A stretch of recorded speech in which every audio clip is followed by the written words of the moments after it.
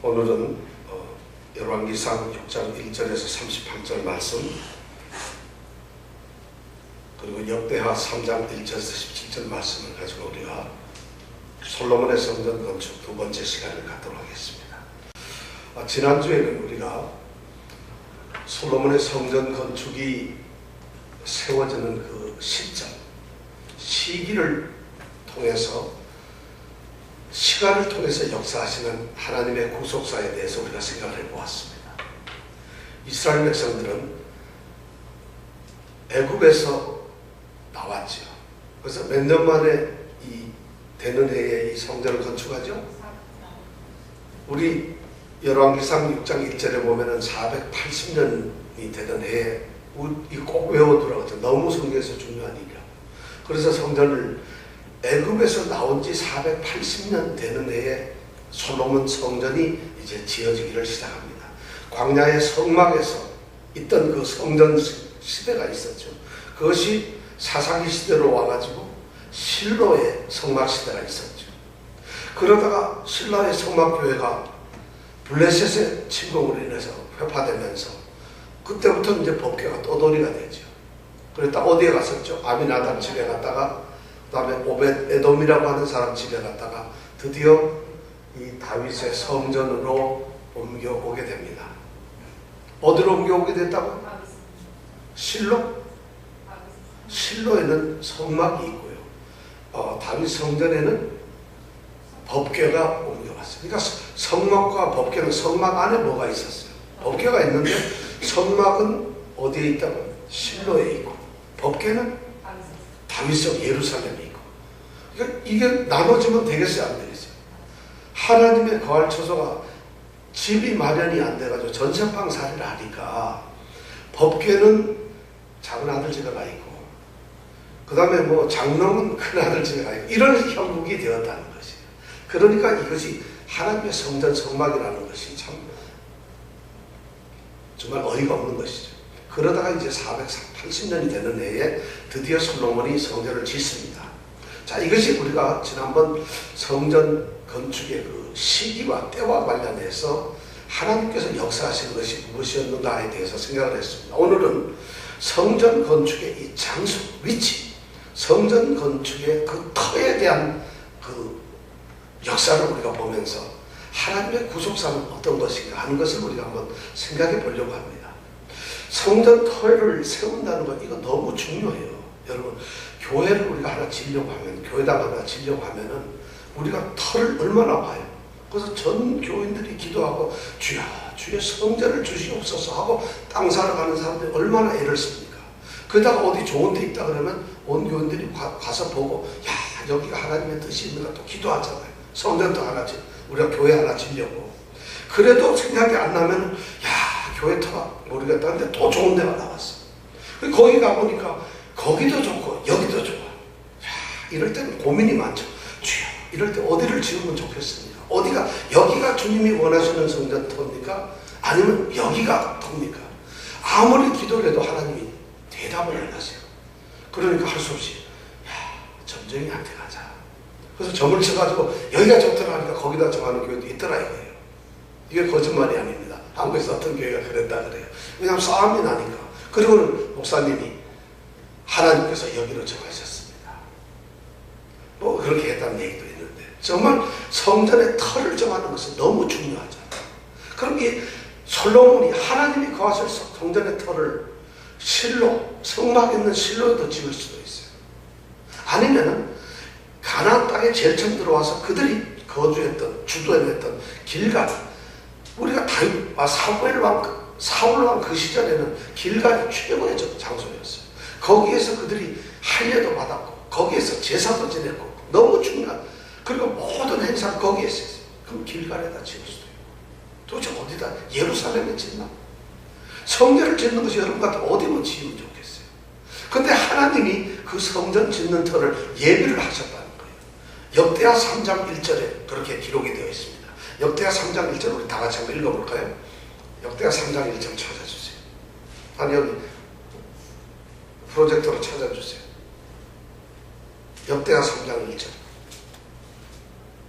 쭉 뒤로 들어가보세요. 성경 뒤에 열왕기 지나면은 역대하 3장 1절이 나올 겁니다. 안 나오나요? 열왕기를 쭉 다 한번 지나가보세요. 성경을.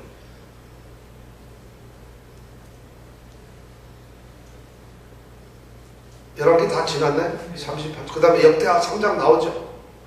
나왔죠. 자, 3장 1절을 같이 한번 읽어보겠습니다. 시작. 솔로몬이 예루살렘 모리아 산에 여호와의 전 건축하기를 시작하니 그곳은 전에 여호와께서 그 아비 다윗에게 나타나신 것이요 여부수 사람 오르난의 타작 마당에 다윗이 정한 곳이라. 야, 성전을 세울 장소가 드디어 생각이 났어요. 이제 봤더니 솔로몬이 성전 건축을 하는 것이 장소가 정해져 있었다는 것이에요. 그 성전이 어디라고? 예루살렘 모리아 산이라고 하는 데로 이렇게 정해져 있어요. 이 역대하 3장하고 열왕기상 6장은 같이 이렇게 봐야 합니다. 이제 성전 건축을 하는 그런 내용이거든요. 이제 봤더니 예루살렘 모리아 산에 여호와의 전 건축하기를 시작했어요. 왜 모리아 산인가? 예루살렘 모리아 산인가? 했더니 그 성경 말씀을 보니까 그곳은 바로 이 예루살렘 모리아 산은 전에 여호와께서 누구에게 약속했어요? 그 아비 다윗에게 나타나셨어요. 그래서 다윗에게 나타났던 곳이고 또 그곳이 어떤 곳이냐 하면 여부수 출신의 사람, 여부수 사람인 오르난이라고 하는 사람의 타작마당이었다. 그 타작마당에 성전을 건축해라. 누가 정했다고요? 다윗이 정했다는 거죠. 할렐루야. 야, 솔로몬은 모든 문제가 다 해결됐죠. 이제 거기서 건축을 합니다. 그렇다면 왜 이 오르난의 타작마당일까? 우리는 여기에 대해서 우리는 좀 이제 생각을 해봐야 됩니다. 여기에 무슨 의미가 있을까? 오르난의 타작이라니까 여러분들 좀 생소하죠. 이게 사실은 이 오르난이라고 하는 사람 이름이 성경에 보면 두 가지로 나와 있어요. 그 이름이 제이콥 리도 돼 있고 정근 리도 돼 있고 두 개가 돼 있단 말이에요. 그래서 제이콥을 아는 사람은 정근 리 이름은 몰라요, 사실. 근데 정근 리로도 아는 사람은 제이콥이 누군지를 모르는데 바로 성전 건축의 이 오르난 타작마당이 어딘가 하면 이걸 또 우리가 보면 이 사무엘하 24장으로 가보면 우리가 알 수 있어요. 사무엘하 24장에 보면은 이것을 아라우나의 타작마당이라고 이렇게 되어 있어요. 그럼 아라우나의 타작마당은 뭐냐면 사무엘하 24장에 보면은 이제 다윗이 이 아라우나 타작마당에다가 여기에다가 성전을 정하는 그 이야기들이 사무엘하 24장에 나옵니다. 우리 다 기억나죠? 다윗이 무슨 일을 하는가 하면 이제 다윗 말년이 되어가지고 나라가 너무 태평성대하고 모든 나라 정복이 다 되고 나니까 다윗이 온 세상에 자신의 이 위대함을, 자신이 이 전 세계를 지배하고 있는 이것을 한번 자랑하고 싶고 해가지고 자기 백성들의 수를 인구 조사를 하는 것을 명을 내렸어요. 그래서 내 군대 조직이, 내 군대가 군사 병력이 어느 정도 되는가 하는 것을 이제 조사하도록 할 요압장군에게 지시됐어요. 근데 사실 사무엘 24장을 보면은 하나님이 진노를 하셔가지고 화가 나셔서 다윗의 마음을 이렇게 그렇게 만들었다 이렇게 되어 있어요. 거기에 보면. 그런데 하여튼 이 다윗이 이제 이스라엘 인구 조사를 합니다. 인구 조사를 하는 순간에 하나님께서 화를 냈어요. 분노하셨어요. 진노하셨어요. 사무엘하 24장에. 그래가지고 하나님이 너무 화가 나셨어요. 그래서 어떻게 하는 거예요? 그런데 다윗이 하나님이 진노하시는 그 사실을 알고 자신이 자기 군사력을 자랑해 보려고 그 군사의 수를 세웠던 자신의 잘못을 깨닫게 되는 거죠. 그러니까 하나님한테 통곡을 하면서 회개를 합니다. 하나님, 제가 이렇게 엄청난 죄를 저질렀습니다. 하나님을 의지하는 것보다도 내 군사력을 의지해 보려고 했습니다. 하나님의 위대함보다도 내 군사력의 강대함을 내가 더 자랑하고 싶어 했습니다. 용서해달라고 하나님께 빌고 주의 종을 마음대로 처신해달라 이렇게 하나님께 회개를 합니다. 그때 하나님께서 가시라고 하는 선지자를 보내시죠. 그래서 가시라는 선지자가 누구에게 나타났어요? 다윗에게 나타나서 여부수 사람 아라우나의 타작마당에 가서 제사를 지내라. 단을 쌓아라. 이렇게 말을 합니다. 그렇게 막 가시 그렇게 이제 선지자가 얘기를 하니까 그렇게 막 이렇게 회개하던 이 다윗이 그렇습니까? 너무 기쁘잖아요. 그래서 이제 거기를 갑니다. 근데 거기를 가기 전에 어떤 일이 있었고 다윗이 이렇게 회개를 할 때 하나님께서 징계를 3개나 내리셨잖아요. 징계 3개 내린 게 뭐였었는지 아세요 혹시? 뭔지 아세요? 뭐였을 것 같아요 여러분? 징계 3개 내린 게 너희가 다스리고 있는 이 땅에 7년 동안 기근을 줄 것이다. 또 하나는 네가 네 대적 원수의 손을 피해서 3개월 동안 피난을 가야 될 것이다. 그리고 또 하나는 네가 다스리고 있는 이 땅에 있는 백성들에게 질병이 내려서 온역이 내려서 3개월 동안 내릴 것이다. 이 중에 하나를 골라라 이래 됐어요. 다윗이 뭐를 골랐다고 했죠? 3개월 동안 그 땅에 질병이 나는 걸 이걸 골랐던 거예요.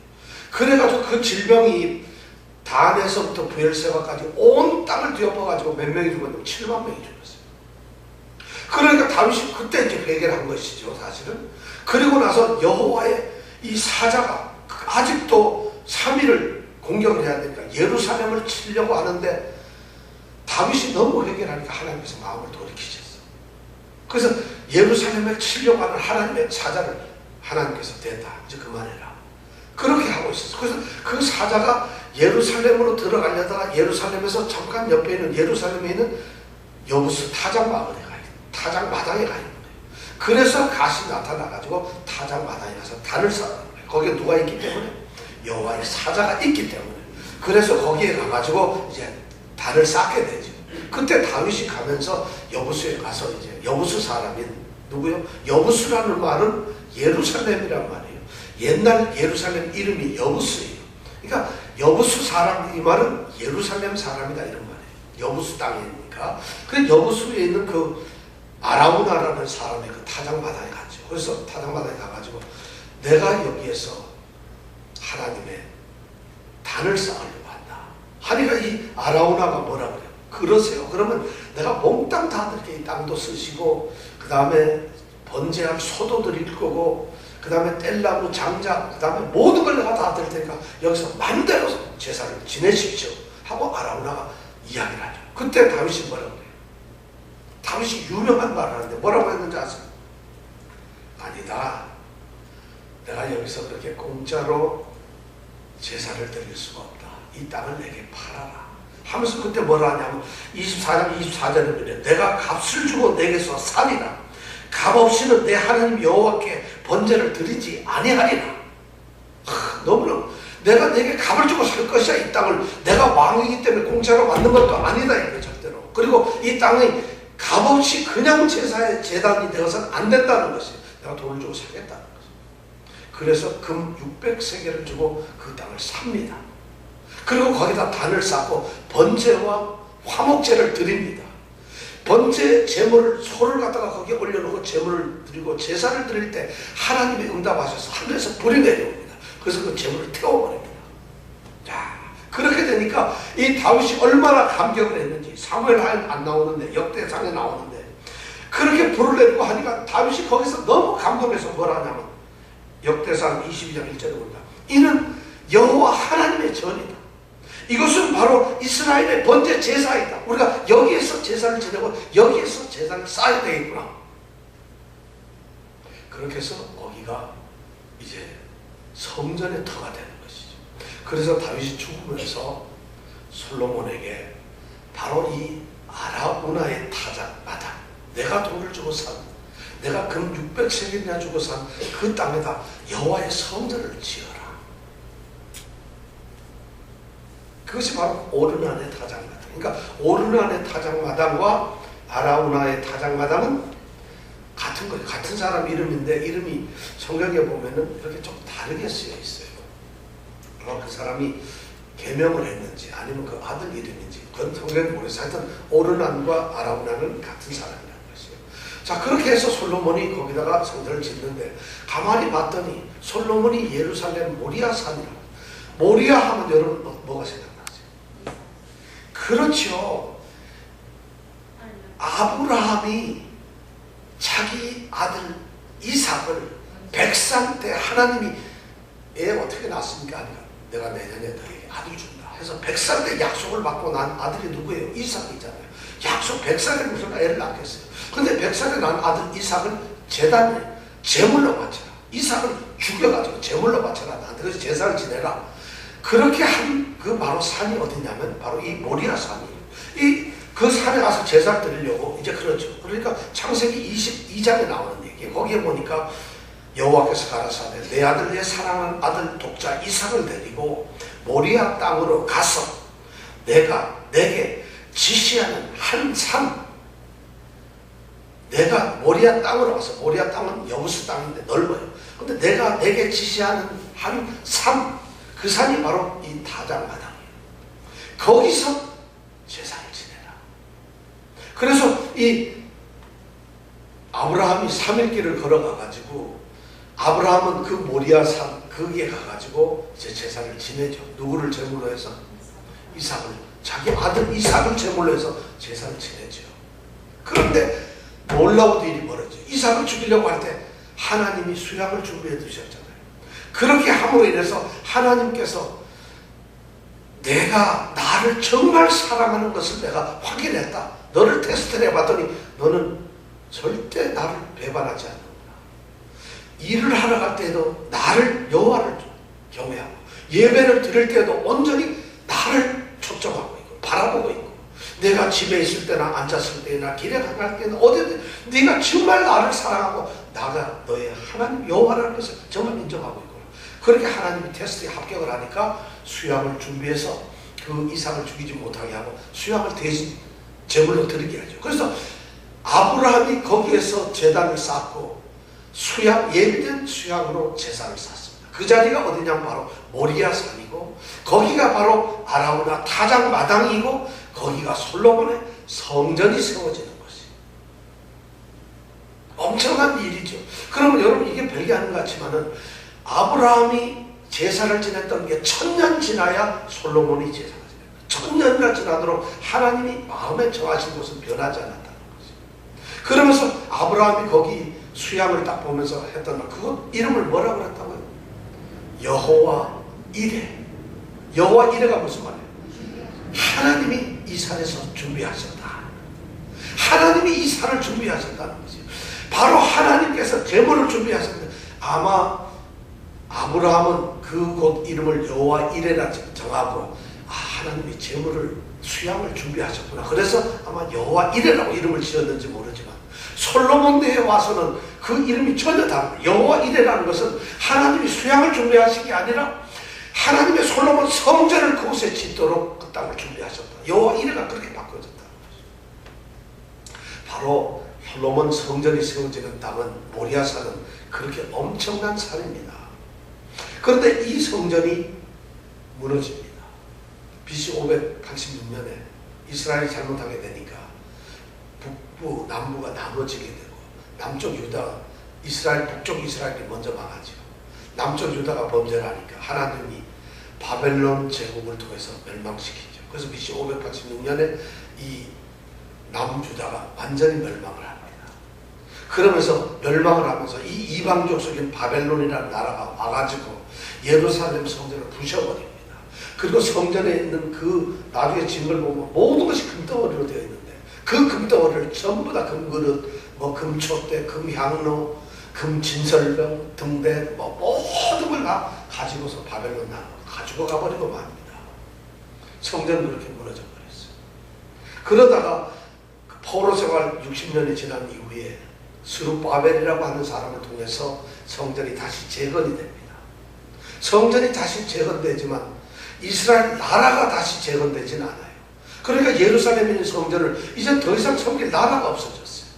그때서부터 그 이후로 말라기 선지 이후로부터 예루살렘은 하나님이 임재하시지 않아요. 이스라엘 나라가 이스라엘 민족은 오늘 우리가 아는 유대 민족은 바로 바벨론에 의해서 멸망이 된 그 이후로 나라가 없어져 버렸어요. 그때부터 이 주이시 유대인들은 온 세계를 2000년을 가까이 떠돌이 생활한다는 거죠. 나라가 없잖아요. 그러니까 예루살렘에 재건한 그 스룹바벨의 성전에 제사를 지낼 사람들이 없죠. 그건 하나님의 성전이 아니죠.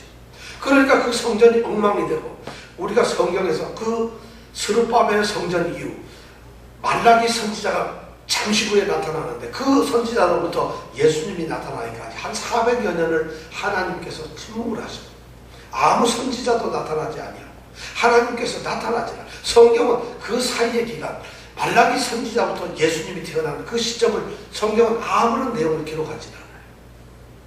성경에는 없어요. 그러니까 하나님의 이 구속사에는 그 400년 동안 역사가 없어요. 아무리 찾아봐도. 마치 이 야곱이 애굽 땅에 들어가가지고 포로 생활에서 요셉이 죽고 난 이후에 출애굽기가 창세기 50장 이후에서 출애굽기 1장까지 동안 한 400년 동안 역사가 없었듯이 역사는 또 한 400년 동안 없어지고 합니다. 그런데 그 역사가 없어지기 직전에 헤롯이라고 하는 이방인, 헤롯 대왕이, 헤롯 왕이 그 성전을 갖다 자기 위엄을 과시하고 이스라엘 백성들을, 이스라엘 사람들 자기가 다스리는 왕인데 그 사람들이 이방인이 다스리니까 이 사람들이 순종을 잘 안 하거든요. 그러니까 자기가 마치 유대 출신인 것처럼 거짓말을 하고 그 성전을 다시 짓습니다. 46년 만에 걸쳐서 예루살렘 성전을 다시 아주 크게, 솔로몬 성전보다도 더 크게 짓습니다. 그것이 바로 우리가 신약 성경에서 배우는 예루살렘 성전이라고 하는 것이에요. 그런데 그 예루살렘 46년 동안 짓고 있어요. 그런데 그 예루살렘 성전 46년에는 누가 지었다고? 헤롯이라고 하는 사람이 하나님을 섬기기 위해서, 하나님이 거기에 계시게 하기 위해서 성전을 짓는 것이 아니라 자기의 권력을 위해서, 자기 욕심을 위해서 건물 덩어리를 짓고 있다는 것이에요. 그리고 예루살렘 성전을 하고 있는 것이에요.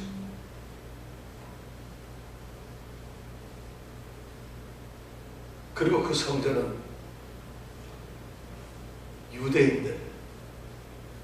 유대의 종교가들에 의해서 바리새인들, 제사장들, 서기관들, 그리고 유대교라고 하는 이 율법에 사로잡힌 사람들에 의해서 장사의 소굴이 되어버리고 맙니다. 더 이상 하나님이 계시질 않아요. 건물 덩어리만 있지. 건물이 웅장하고 화려하죠. 얼마나 그 당시, 아마 그 당시 이 유대 땅에서 최고의 건물입니다. 그러니까 제자들도 황홀해서 자랑하던 그런 건물입니다. 근데 거기는 하나님이 계시지 않아요. 장사꾼들만 있어요. 유대인들이 하나님 이름을 팔아서 돈을 적십니다. 제사라는 이름 아래서 성전에서 제사를 지내기 위해서 정산에 드리는 제물, 양들과 비둘기를 팝니다. 세상에 먼 데서 오는 이 순례객들이 제사를 지내려니까 자기 사는 곳에서 제물을 가져올 수 없잖아요. 그러니까 할 수 없이 예루살렘 성전에 와서 양을 사게 되고 비둘기를 사게 되는데 그걸 평상시 값보다 5배, 6배 비싸게 팝니다. 그 돈이 어디로 가겠어요? 제사장들이 착복을 하는 거예요. 그리고 제사는 하나님이 받으시는 제사도 아닌 이런 거짓된 성전이 되어버리고 사탄의 소굴이 되어버리고 합니다. 건물 덩어리가 하나님이 없으면 우리는 예루살렘 성전이 절대 안 돼요. 성전 하나님 계시질 않아요. 그런 성전이 드디어 세워진 지 50년이 채 지나지 않아서 AD 70년에 로마 티투스 장군에 의해서 완전히 없어져 버립니다. 그리고 이 땅에는 영원히 예루살렘 성전이라는 것을 잊지 않습니다. 성전이 없어져 버렸어요. 솔로몬이 그렇게 자랑스럽게 세웠던 성전, 아브라함이 그렇게 자기의 모든 것을 들여서 헌신 순종의 제사를 드렸던 그 모리아산에 그 성전이 없어져 버립니다. 그럼 성전이 없어져 버렸을까요? 하나님의 성전은 그것을 끝나고 말았을까요? 그렇지가 않습니다. 그 성전이 다시 세워지고 있었다는 것이에요. 놀라웠게도 저는 그 성전이 세워지는 첫 구절이, 성경 구절이 어디서 나오느냐? 요한복음 1장 14절에 나옵니다. 요한복음 1장 14절 여러분 기억나세요?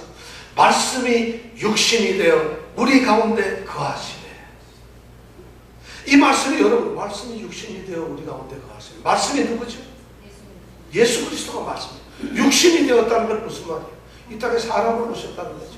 그래서 어떻게 우리 가운데 거하시네. 여기서 숨이 막히는 거예요. 말씀이 육신이 우리 땅에 거하시네. 이 거하시네라는 단어가 무슨 뜻이냐면 구약에서 성막이라는 단어예요. 성막이라는. 놀랍잖아요. 이제 더 이상 성전이 없는 줄 알았는데 예수 그리스도, 말씀이신 예수 그리스도께서 사람의 몸을 입으시고 우리 가운데 뭐를 지으셨다? 성막을 세우셨다는 것이에요. 성전을 세우셨다는 것이에요. 이것이 바로 말씀이 육신이 되어 우리 가운데 거하심. 이 거하심이라는 말이 바로 테마노크라, 성전이라는 거예요. 성막이라는, 구약에서 말하는 광야의 성막을 세우리라 하는 그 하나님의 말씀, 성막을 세우되 너희가 이렇게 세우라는 그 성막이 똑같이 여기 바로 우리 가운데 거하심이 하는 이 단어와 같은 단어예요. 놀랍잖아요. 성전이 없어진 줄 알았는데 우리 가운데 바로 예수 그리스도께서 성전이 되어가지고 우리 가운데 오셨다는 거죠. 정말 놀라운 일이 벌어지고 있어요. 그러니까 하나님의 성전은 이미 보이는 성전이 아닙니다. 건물의 성전이 아니라 우리의 구세주인 예수 그리스도께서 직접 우리의 성전이 되셨다. 우리가 예수 그리스도를 통해서 예배합니다. 예수 그리스도의 이름으로 기도합니다. 예수 그리스도를 통해서 하나님께로 나아갈 수가 있어요. 구원을 얻을 수가 있어요. 성전의 모든 기능이 바로 예수님께로 갔다는 것이에요.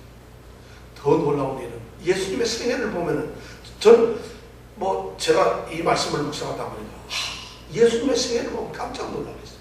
예수님이 오셔가지고 광야에서 시험을 며칠 받아요?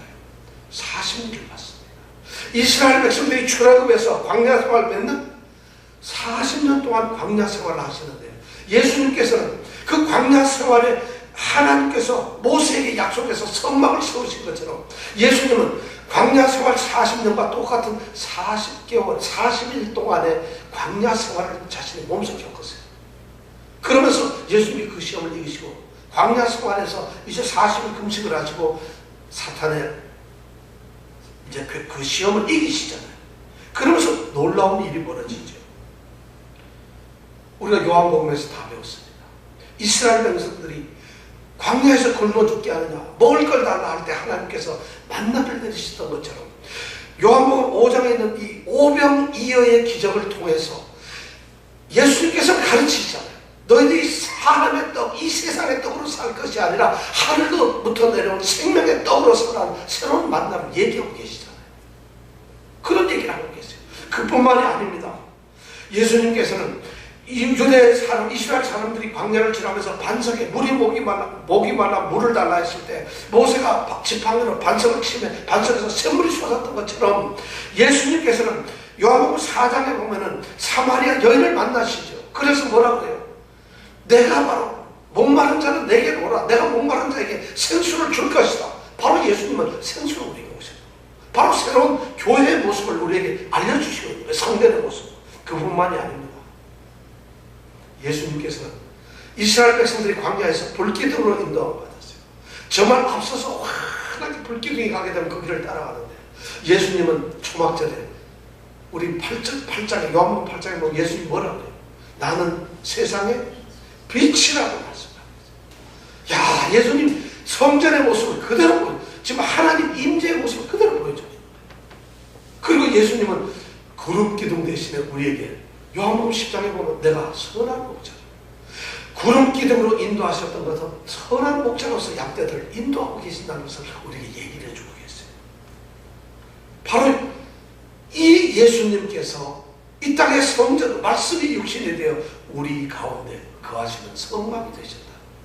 근데 그 성막이 그렇게 우리 가운데 세워진 것 같으니만 예수님께서는 바로 우리를 위해서 십자가에 달려 돌아가신다.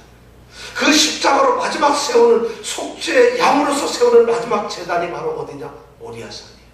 골고다 산이 바로 다름 아닌 모리아산, 바로 솔로몬 성전터가 있던 바로 그것이었다는 것이에요. 예수님은 자신의 죽음을 통해서 이 땅에 성전을 세우셨어요. 아브라함이 희생의 제물을 드렸던 그 모리아산, 솔로몬이 영원히 하나님의 처소를 이제 만들기 위해서 세웠던 그 성전이 드디어 예수 그리스도의 몸을 통해서, 찢겨진 몸을 통해서, 십자가를 통해서 모리아산, 그 바로 골고다 언덕에 예수 그리스도가 친히 성전이 되셨다.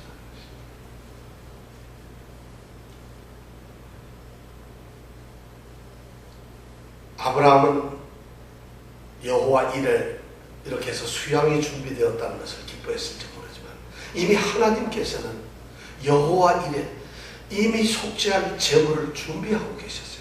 그 제물은 수양이 아니라 바로 자신의 가장 아끼는 사랑은 유일한 독생자이신 예수 그리스도를, 예수님을 수양처럼 바로 그 성전터의 제물로 드리게 하셨다는 것이에요.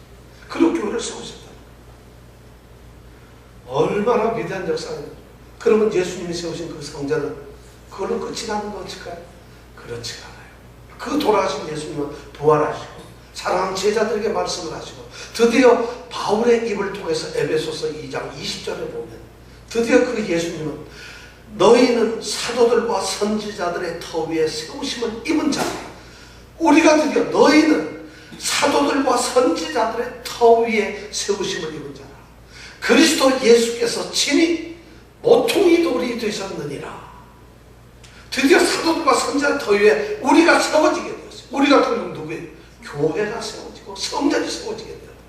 그 성전의 머릿돌이 누가 되었느냐? 우리 주님께서 직접 성전의 머릿돌이 되어주셨다. 그럼 성전이 누구겠어요? 예수님인데 그 예수님은 돌아가시고 우리가 성전, 우리 가운데 성막을 세우셨는데 드디어 예수님께서는 우리 가운데 계시기 위해서 우리 가운데 예수님이 들어오셨다. 그 성전이 우리가 되었어요. 그래서 우리가 드디어 그 성전이 되었다는 것이죠. 자, 이 성전이 얼마나 위대한 것이죠. 다윗은 솔로몬 성전을 세우기 위해서 아라우나 타작마다를 내가 값없이는 절대 하나님의 제단을 쌓지 않겠다 하고 금 600세겔을 바치고 삽니다. 바로 우리 이 성도들 하나하나를 교회로 세우시기 위해서 하나님께서는 친히 돈으로 사셨어요.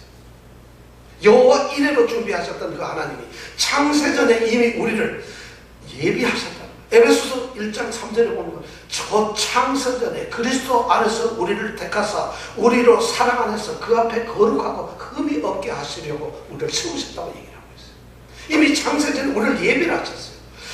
우리를 성전 삼으시기 위해서 하나님이 우리 안에 거하시기 위해서 예수님께서 친히 우리 안에 성소를 삼으시기 위해서 우리를 예비하셨어요. 그런데 우리를 성소의 성전의 터로 삼으시기 위해서 그냥 우리를 취하신 것이 아니라 값을 치르셨는데 하나님께서는 이 세상에 그 어느 것도 감당할 수 없는 자기 아들의 목숨을 버려버렸어요. 자기 아들을 십자가에 죽게 함으로써 우리를 샀다는 것이에요. 그러니까 다윗이 아라우나 타작마다를 금 600세겔 주고 산 것처럼 예수님의 모습을 이렇게 보면 솔로몬 성전이 세워지는 모양은 그대로 따라왔어요. 하나도 빠짐이 없어요. 그래서 우리가 성전이 되었는데 성전이 우리를 세웠어요. 그러니까 바울사가 고린도전서 6장에 뭐라고 그래요? 너희는 너희 것이 아니요 값으로 산 것이 되었으니 엄청난 말이에요. 너희 몸을 하나님 기뻐하시 영광을 돌리라는 거죠. 너희 몸은 너희 것이 아니라는 거예요. 성도들을 향해서 바울사가 얘기하기를 너희는 너희 것이 아니라는 것이에요. 우리는 그럼 어떻게 돼요? 값으로 산게 됐어요. 무슨 값을 주었나요? 하나님께서 자기 아들을 죽는 이 값을 죄에게 넘기시고 그것을 치면 넘기시고 그리고 우리를 샀어요. 우리 성도들이 바로 그렇게 값으로 사서 세워진 교회들이고 성전이라는 것이에요. 이제 더 이상 예루살렘 교회는 없지만 예루살렘 성전은 없지만 하나님의 구속사에서 가장 아름답고 가장 위대한 성전은 바로 예수 그리스도의 사람들 성전이라는 것이에요. 우리가 바로 성전이라는 것이에요. 이것이 구속사의 역사랍니다. 그것은 이미 하나님께서 창세전에 예비하신 것이고 하나님께서 자기 아들을 팔아서 아들을 죽게 함으로써 값을 주고 샀던 그러한 성전이 바로 우리라는 것이에요. 그래서 에베소서 2장 21절에 넘어가면 더 엄청난 얘기를 합니다. 그의 안에서 건물마다 서로 연결하여 건물이란 바로 우리 각 성도들을 얘기합니다. 그의 안에서 그리스도 안에서 건물마다 성도들이 서로 연결하여 하나님의 거하신 주의 성전이 되어가고 주의 성전이 되어가고 너희도 바로 성도 너희도 성령 안에서 하나님의 거하신 처소가 되기 위하여 예수 안에서 함께 지어져 가느니라 이렇게 말씀을 하고 있어요. 우리가 바로 예수님이 거하신 하나님의 거하신 처소가 되기 위해서 우리가 날마다 지어져 가는 새로운 성전이 우리가 되었다는 것이에요. 이 솔로몬의 성전의 역사가 바로 이렇게 우리로서 이제는 더 이상 이 세상에는 성전이 없어요. 우리가 지어놓고 예배드리는 이 성전, 봉헌 예배, 웃기는 소리 하지 마세요. 그런 것이 없어졌어요. 성전에서 우리가 예배를 드리는 그런 것이 더 이상 없어졌어요. 우리 자신이 이미 성전이 되어버렸어요. 우리 자신이 이미 하나님이 임재하시는 것이, 하나님께서 예배를 받으시는 것이, 우리 자신 안에서 하나님께서 속죄 제물이 되어주셔서 우리가 하나님께 속죄, 우리 자신이 제물이 되어야 돼요. 우리가 예배당이 되어버렸어요. 그런데 이 예배당조차도 우리 자신의 성전이 이 땅에 있을 동안만이에요. 이 영원한 성전이 아니에요. 그러면 영원한 성전은 어디 있겠어요? 어디에 있겠어요? 저기 하늘나라에 있어요. 우리는 이 땅에 사는 성전으로서, 성전이니까 우리 안에 누가 있어야 됩니까? 하나님이 있어요. 그의 안에서 건물마다 성전, 하나님의 거하실 처소가 되기 위해서 예수님 안에서, 성령 안에서 우리는 날마다 지어져 가야 되는데, 이 성전조차도 영원한 것이에요. 이 땅에서 끝나면 더 영원한 처소로 가는 것이에요. 그것이 어디냐? 천국, 새하늘과 새 땅. 그래서 요한계시록 21장에 보면 사도 요한이 똑같이 그 성전을 이렇게 기록을 하고 있습니다. 제가 한번 읽어드릴게요. 여러분 이걸 읽고 제가 말씀 마치겠습니다.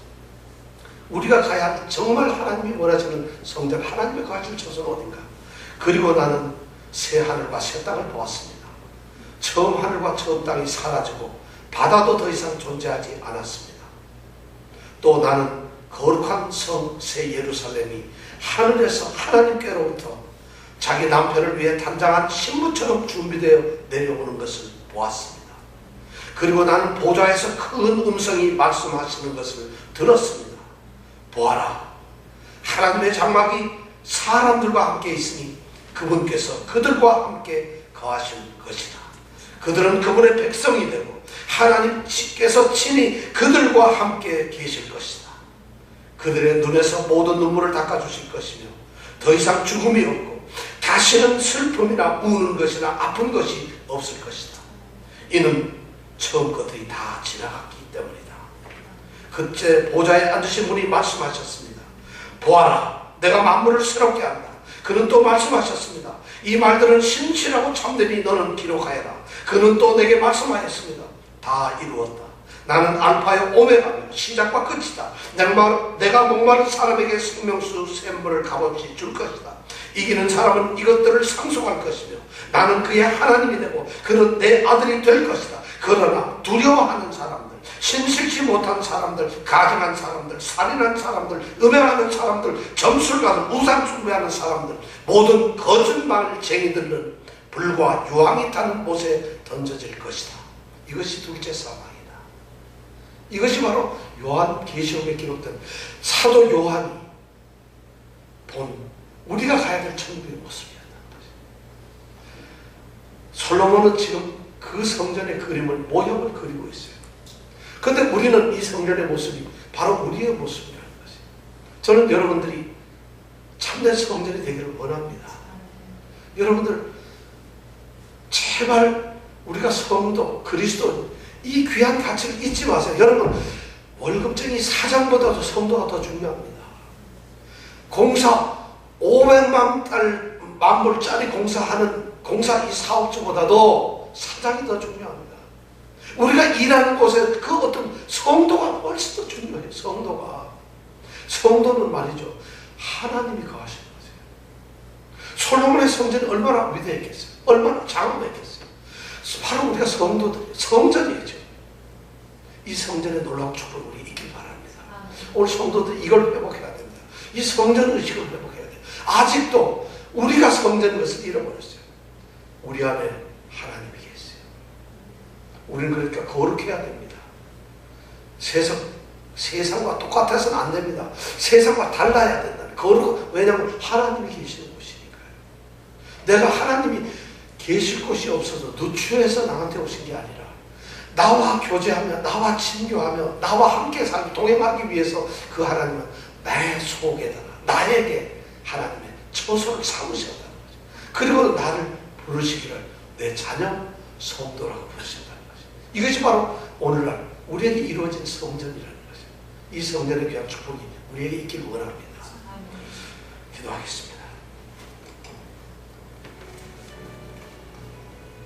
오늘 우리가 정말 하나님의 성전 되기를 원합니다.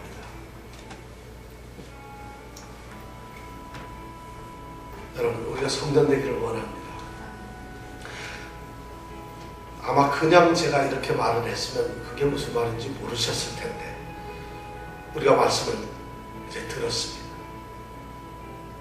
여러분들이 말씀을 들었기 때문에 우리는 성전입니다. 이 말씀이 무슨 의미인지 아실 겁니다.